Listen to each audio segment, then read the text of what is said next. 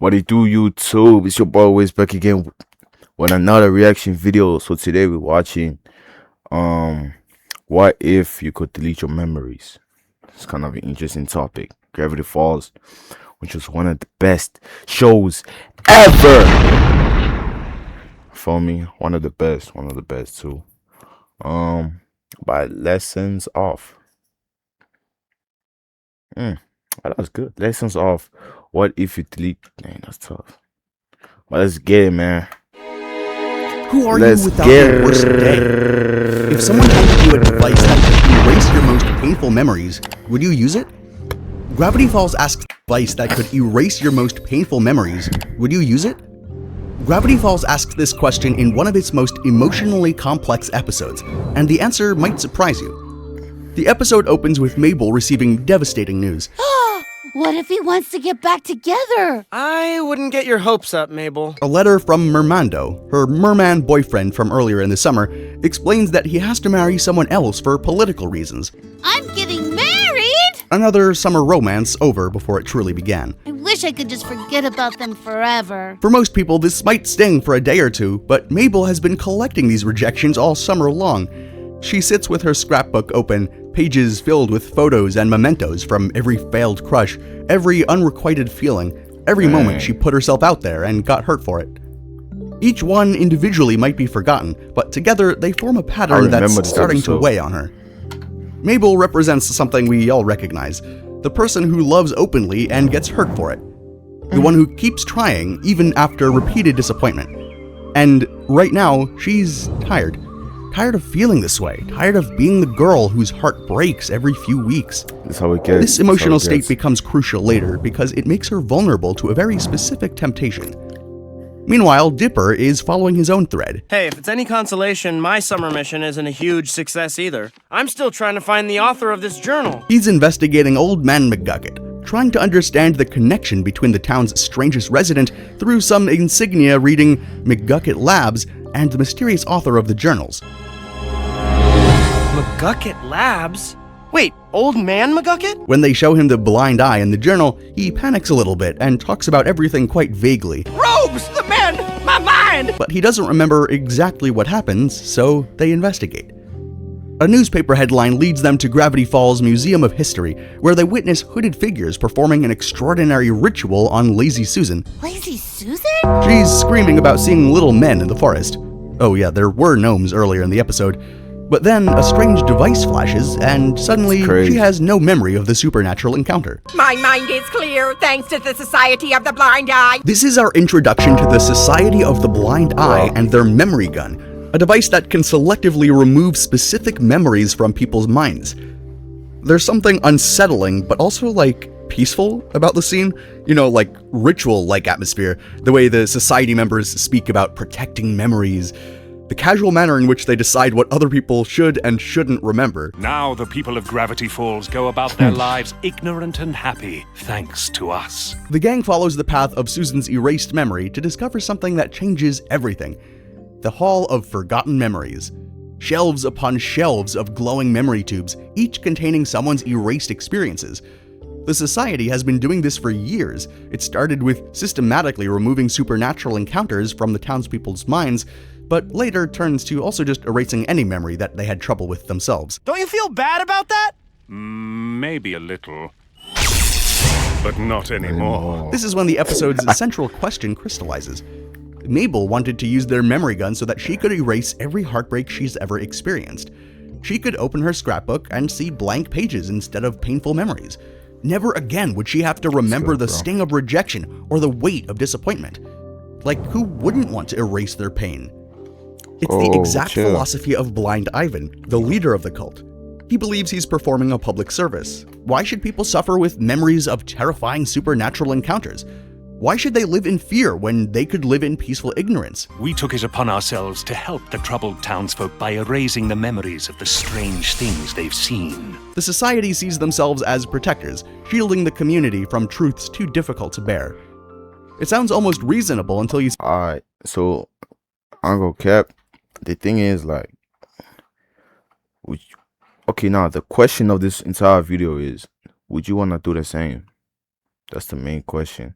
I know everybody got memories that they've been wanting to get rid of, that they wish like never really happened and all that. Bro, you're just looking at me. You two listen, bro. I know you got some. Nah, never mind. He's just a cat. Never let cats underestimate you. Is that right? Rain. Also, back though. How many back though? I know everybody has memories that they want to get rid of, right? But it all depends on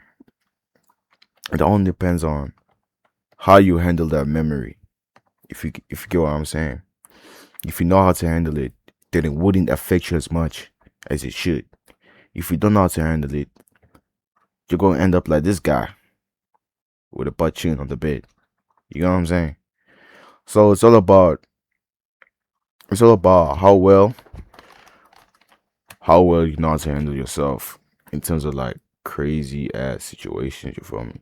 So yeah, not too serious, not too crazy, bro.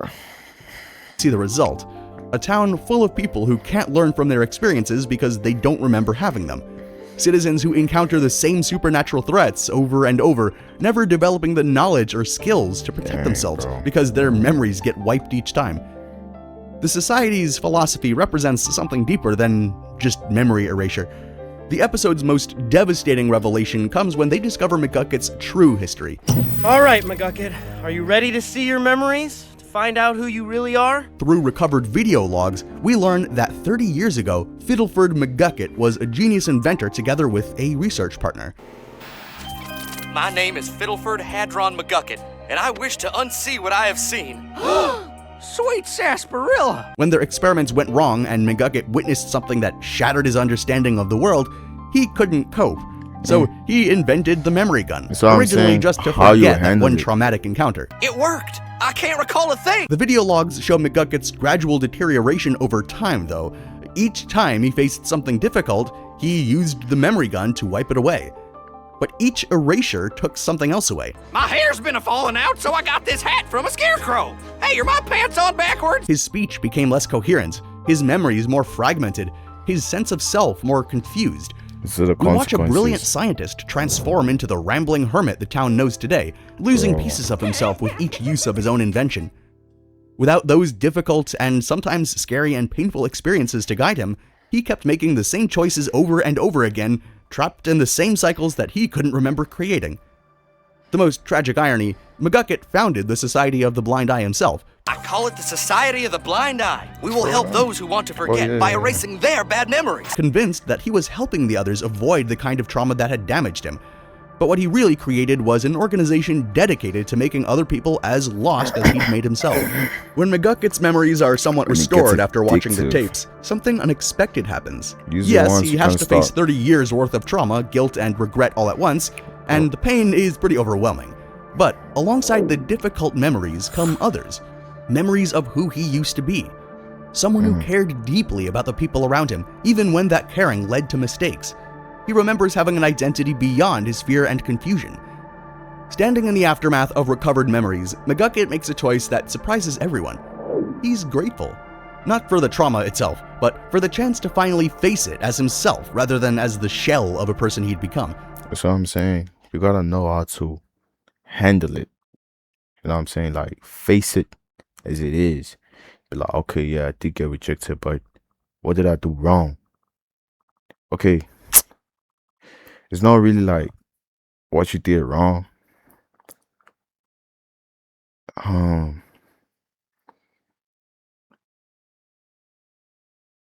I'm saying, if it doesn't work on this person, try the next. But if you see like you keep trying, it's not working. Nigga, just change your whole system, bro. Just try to rebuild the system from the foundation. I don't know. Wish I could tell this to Aya, but hey, dog, I can't. He keeps doing the same thing when it comes to women. Like, I'm pushing them the same way. and it keeps on getting rejected after rejection after rejection after rejection, L after L after L. You know what I'm saying? But it is what it is, though. I get L's too sometimes. So you know what I'm saying? So nothing too crazy. Apparently, I got like his reels finally worked. I'm gonna react to that after this and see how it really went for real. This moment reframes everything. McGucket shows us that while painful memories hurt, losing them hurts worse. Without his difficult experiences, he couldn't learn, couldn't grow, couldn't even maintain relationships because he kept forgetting why they mattered. He lost himself. This brings us back to Mabel, still offered the memory gun, tempted to erase her romantic disappointments. She watches McGucket choose his painful memories over comfortable emptiness. She sees what erasure actually costs. The growth that comes from surviving disappointment, the empathy developed through personal experience with heartbreak, the resilience built by getting back up after falling down. Mabel realizes that her failed romances shaped her. Each disappointment taught her something about what she was looking for and who she is. Each heartbreak made her more compassionate towards friends going through similar pain. Her romantic optimism, maintained despite repeated disappointment, has become one of her defining characteristics. More importantly, she recognizes that her painful experiences haven't made her bitter, they've made her kinder. She understands heartbreak in a way that helps her connect with others. She knows what it's like to hope and be disappointed, which makes her more patient with people going through similar struggles. When Wendy asks the crucial question, "So, Mabel, do you still want to erase those failed summer romances?" Mabel has learned. She doesn't like the bad memories, but maybe they're better to remember than going into crazy denial about them. That's what makes her choice significant. She's choosing to keep them because they're part of the story of who she's become. McGucket's recovery emphasizes this. When his memories return, he doesn't magically become happy. He's still dealing with decades of trauma and regret, but he can finally start making different choices because he remembers what led to the old ones. After all these years, I finally know who I am. Maybe I messed up in the past, but now that I've seen what happened, I can begin to put myself together again. This episode marked a turning point for him as well, but it also tapped into something universal outside of Gravity Falls. We all have memories we'd rather forget. The memory gun represents our constant temptation to take shortcuts or avoid the difficult emotions. Delete the awkward conversation, forget the failed relationship, erase the moment of weakness, don't confront anything. But these shortcuts come at a cost. They prevent us from becoming the people our experiences are trying to teach us to be. Maybe we don't have literal memory guns, but we have other forms of forgetting. We avoid situations that remind us of past failures. We distract ourselves from uncomfortable emotions with whatever's available: work, entertainment, substances, anything to avoid sitting with the pain. Some people move to new cities to escape reminders of relationships that went wrong. Others delete photos, throw away gifts, or cut contact with entire friend groups just to avoid confronting what they went through. We can't heal from wounds we won't acknowledge, or learn from mistakes we refuse to remember and face. Think about the people you know who seem to repeat the same relationship patterns over and over again. We probably all know at least one person in our lives that just seems to go from one relationship directly into another because they're incapable of being alone and facing what causes them to jump relationships again and again in the first place. A pattern like this persists precisely because the person hasn't fully processed what went wrong before. They need to grow on their own to finally be able to have this fulfilling relationship. The episode suggests that while these strategies might provide temporary relief, they ultimately keep us stuck. Memories are the foundation of everything we know about ourselves and the world. Your most embarrassing moment probably taught you something about social boundaries or the importance of preparation. Your worst heartbreak likely showed you something about what you actually need in a relationship. Your biggest failure almost certainly revealed something about your resilience or helped clarify your values in some way. You're getting the point now. These experiences become part of your internal guidance system, providing the context that makes your eventual successes meaningful. Take away the difficult memories, and you lose wisdom, emotional intelligence, and much more. The episode ends quietly, without grand transformations or sudden happiness. Mabel is still sad about Mermando. McGucket is still processing 30 years of recovered trauma. The pain hasn't disappeared. It's just been accepted as part of the story. Leading back to the central question, would we rather be comfortable or complete? The memory gun will always be tempting. The promise of Damn, would you rather be comfortable or complete? Nah, that's a good one, bro. That's a good one. forgetting will always whisper that life would be easier without certain experiences and memories. But the episode reminds us that easier doesn't always mean better, and that sometimes the most courageous thing you can do is to remember. Because at the end of the day, we are the sum of our experiences. All of them. Our painful memories don't define us, but they are part of what made us who we are. The real question isn't whether you can delete your memories. The real question is whether you'd want to delete the person those memories helped you become. And that means that we all have to learn lessons to shape who we are. This is who and he is. sometimes the most Damn, important I've ones are never actually seen this hidden in guy's face in my cartoons, life. like Jake's philosophies. If you're curious about those, make sure to check out our video on them. They're deeper than you might think. Monday, get better. Dang, I won't lie. Well, hold on. Kobe talk. Tuesday, get better. Better. Wednesday, Wednesday, get better. Right? And you do that over a period of time, not like 1 month or 2 months. I mean, it's 3, 4, 5, 6, 7, 8, 9, 10 years. And then you can get to where you want to go. Facts. Rest in peace, Kobe. But yeah, man, that's the end of today's video, which is crazy good, man. I enjoyed it a lot. I enjoyed it a lot, for real. But the main question is, would you want to delete your memories?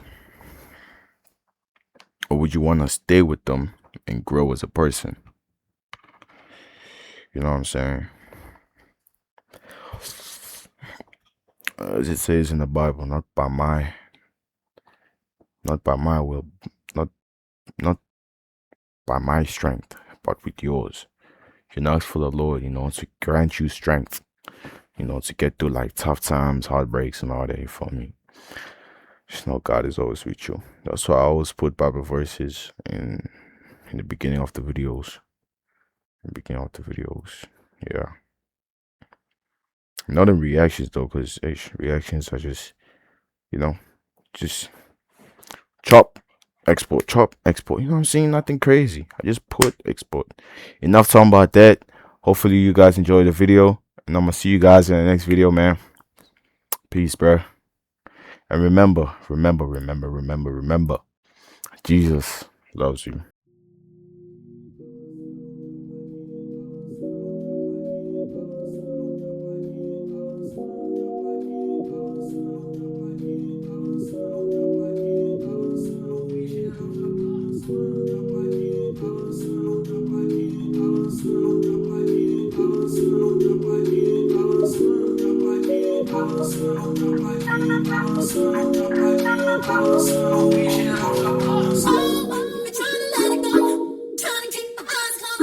Trying to keep it just like before. Times when I never even thought to speak.